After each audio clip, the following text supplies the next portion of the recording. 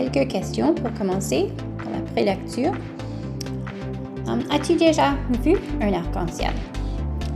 Comment te sentais-tu? Où étais-tu? Quand l'as-tu vu? Et peut-être même, pourquoi est-ce qu'on a les arcs-en-ciel? L'arc-en-ciel.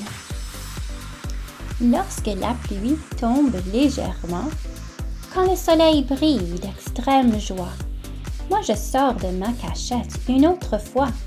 J'éclaire le monde totalement. Je suis la plus belle des créatures, la lumière vivante que j'émets, de rouge, orange, jaune, vert, bleu et violet, miroite sur toute la nature. Rouge démontre le courage et la providence. Orange et jaune sont joyeux et faits de gloire. Vert si vif et plein d'espoir. Bleu et violet sont royaux avec éminence. Je fais de longs voyages. Je me promène dans les champs bleus, dans les environs cristallins et vitreux. Je me repose sur les nuages. Je suis l'arc qui signifie la paix. J'efface tout ce qui est cruel, tout en me balançant dans le ciel éternel. Ici, si haut, aucun ne me distrait. J'ai une présence universelle. Je peins le ciel avec fidélité. Je célèbre un monde de diversité. C'est moi ce bel arc-en-ciel. Les prochaines slides sont présentées de façon comme ils le sont dans vos cahiers. Et on commence avec les questions pour réfléchir. Est-ce que le poème te rappelle quelque chose de la vie, de ton expérience? Que symbolise l'arc-en-ciel dans le poème? Il y a probablement plusieurs idées qui sont correctes. Qu'est-ce que cela symbolise pour toi, un arc-en-ciel? D'après toi, est-ce écrit par un enfant ou un adulte, ce poème? Et pourquoi le penses-tu?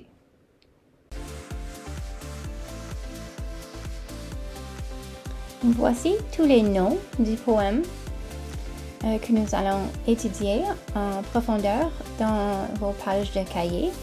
Mais les voici: un voyage, un chant, l'environ, nuage, le ciel, la lumière, la nature, la diversité, un arc, la pluie, le soleil, la cachette, le monde, la paix, la gloire, l'éminence, la joie, la fidélité, un arc-en-ciel, une créature, une présence.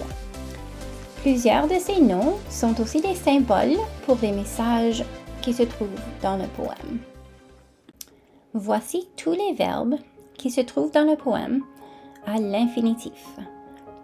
Tomber, briller, sortir, éclairer, être, avoir, émettre, miroiter, démontrer, faire, promener, peindre, se reposer, signifier, effacer, balancer, distraire et célébrer.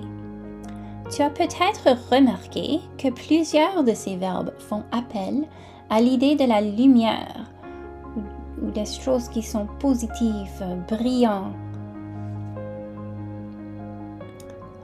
Et voici tous les adjectifs du poème. Les adjectifs ajoutent vraiment la couleur à ce poème, le met en vie.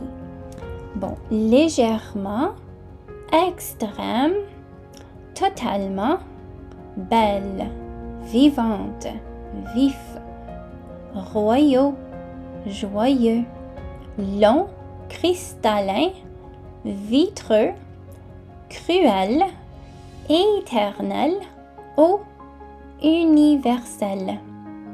Et les couleurs de l'arc-en-ciel sont les adjectifs et à la fois ils sont des noms. Quand on dit le bleu, le vert, c'est un nom. Quand on dit quelque chose est d'une telle couleur, le soleil est jaune, alors comme ça, dans ce contexte, c'est un adjectif. Et voici en bref les rimes du poème. Le schéma de rime est A, B, B, A. Première et la dernière ligne rime et les deux dans le milieu rime. Chaque vers a 4 lignes. Alors on a légèrement qui rime avec totalement. Le son 1. Joie et foi. Créature, nature et mais violet. Voyage, nuage, bleu, vitreux. Providence, éminence, gloire, espoir. Paix, distrait, cruel, éternel.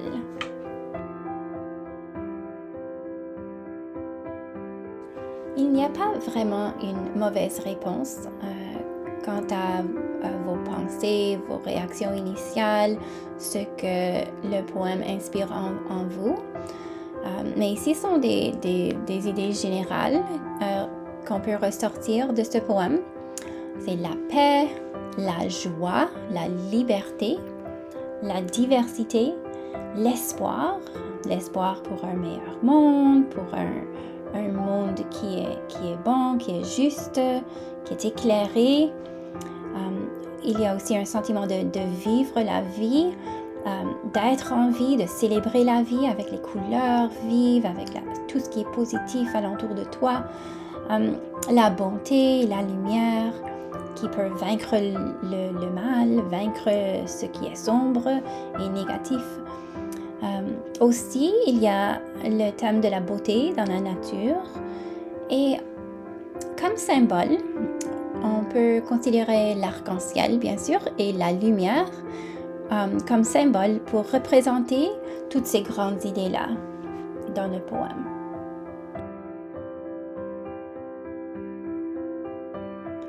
Bon, maintenant, nous allons regarder les pages dans le cahier. Alors, la première page que vous avez, c'est le poème, bien sûr, au complet. Ensuite, il y a les questions de réflexion de la prélecture à faire. Et à la page 3, vous allez commencer avec juste une réaction initiale. Pensez à une des grandes idées ou des images qui te vient en tête après la première lecture de ce poème. Ce poème me fait penser à, alors tu penses à ton expérience propre de ta vie et ensuite tu vas réfléchir si c'est écrit par un adulte ou un enfant et pourquoi. À la page 4, tu vas réfléchir un peu sur le schéma de rime. Tu vas trouver quelques rimes, tu vas trouver quelques mots qui expriment les grandes idées. Et tu vas réfléchir sur le symbole de la couleur rouge ou de ce qui signifie le rouge dans ce poème. La page 5 est consacrée à l'étude des noms dans le poème. Alors, tu vas trouver les noms qui sont associés au ciel, les noms associés à la lumière, et ensuite, tu vas associer les noms à leur définition et réfléchir un peu sur ce que l'orange et le jaune signifient dans le poème. La page 6 se concentre sur les verbes du poème.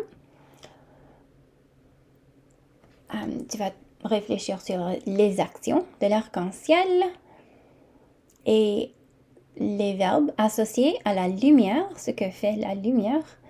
Et ensuite encore, tu vas associer les verbes avec leur définition. Et ensuite, tu vas réfléchir un peu sur la signification du vert et du bleu dans le poème.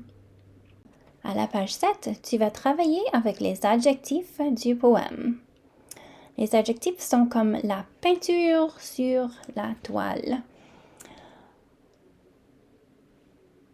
Tu vas penser si un mot est un adjectif ou un nom dans la phrase, parce qu'il y a beaucoup d'adjectifs qui sont aussi des noms. ou des concepts même, ou des grandes idées dans le poème. Il y a des adjectifs qui sont associés à la lumière, alors tu vas penser et trouver cela. Tu vas associer le mot avec la définition et ensuite réfléchir un peu sur ce que le violet signifie dans le poème. À la page 8, tu vas choisir une des grandes idées du poème pour décrire un peu plus avec une ou deux phrases et tu vas élaborer sur cette grande idée avec un dessin de ton choix.